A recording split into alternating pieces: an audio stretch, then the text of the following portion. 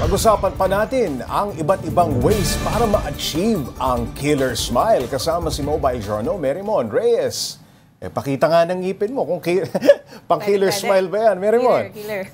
Okay, Marymon, yung sinubukan mong toothpaste na pampaputi raw, may napansin ka bang kakaiba? Meron. Nung natapos, bukod sa may aftertaste siya na parang magamot siya. Hindi siya yung gamot na ng usual na toothpaste. Gamot, gano'n. Ibang klaseng gamot siya.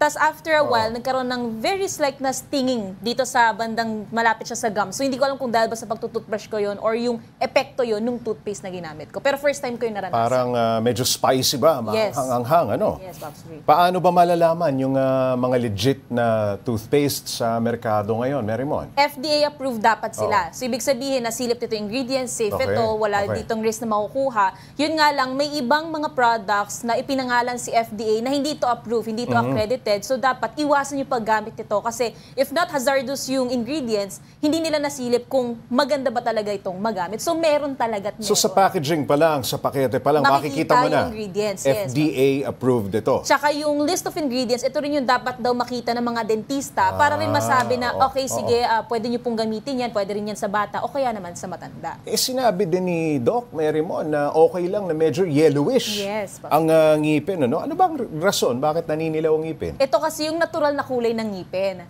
Pero may difference yung natural na dilaw siya sa manilaw na siya dahil sa tartar, dahil sa dumi, dahil sa pag-inom ng kape. Yun yung mga stains na sinasabi ng mga dentista. Kaya dapat iwasan yung mga ito or if not, mag-toothbrush para yung natural na yellowish color or yung yellowish na grayish na kulay ng ngipin pagka tumanda, yun pa rin yun. Pero hindi sobrang dilaw talaga. Hindi yung talagang naguhumiyaw na dilaw. Yes, Pops J. Okay. May mga paraan daw para sa isang para sa aesthetic smile. Magkano naman ba yan? Mahal ba yan? Yung tulad ng nasabi ni Doc from Pros APAC, nasa 10,000, minsan 15,000 or 20,000 yung isa sa mga ino-offer nila na whitening service. At mapapansin mo rin sa social media, marami nag-o-offer na ganyan services. Madami, Pops J. So iba-iba kasi yung parang naging innovation na rin tungkol doon. Tulad nito, yung 10,000 to 20,000 na nabanggit ko, para lang siyang solution na binababad, pero sobrang safe siya kasi ang gumagawa nun, dentista lang. So may iba pa, meron pang bleaching, may kailangan na equipment. So nasa ganun yung price range na. Medyo pricey, pero at least sure kang safe. And yung doses ng ginagamit sa ngipin mo ng gamot, kung meron man, limited siya, regulated siya. Mahal din pala, ano? Okay, ano ba ang mga payo ng ating mga dentista sa tamang pangangalaga ng ating mga ngipin? Number 1, mag-toothbrush. Siyempre, mag-toothbrush. Mag-toothbrush. Huwag daw kakalimutan yun. Huwag katatamaran. Huwag katatamaran ito.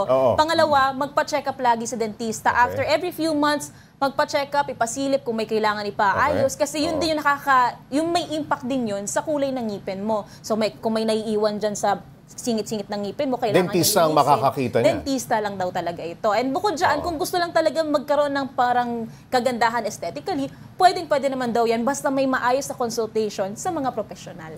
Alright. Maraming salamat, Mobile Journal, Marymon Reyes.